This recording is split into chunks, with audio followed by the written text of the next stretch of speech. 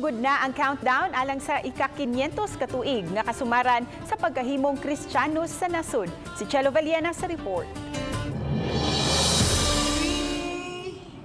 3, 2, 1! Gahapon sa hapon maoy opisyal nga pagsugod sa 100 days countdown nga kasumaran sa paghangop sa mga Pilipinhon sa Kristiyanismo.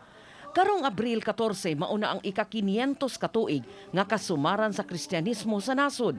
Sa pagbukas, gipalanog ni Arsobispo sa Sugbo Jose Palma nga naaman ang hulga sa COVID-19.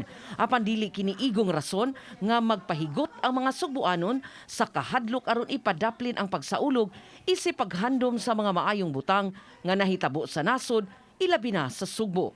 Sa pakiglambigit sa simbahan, sa kagamhanan o sa civil society, mapahigayon gihapon ang kasaulugan uban sa pag-amping. Iyang awhag sa mga Sugbuanon nga taliwa sa kahadlok sa COVID-19.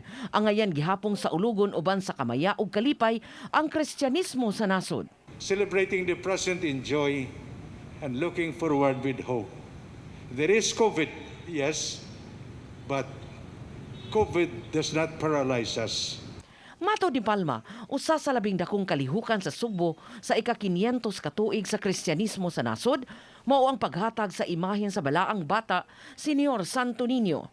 Gikan ni atong tuiga hangtod karon, gipanalanginan sa Senyor ang Sugbo. Because of the Santo Niño, all of us in faith becoming children of God, all of us in faith reaching out to each other.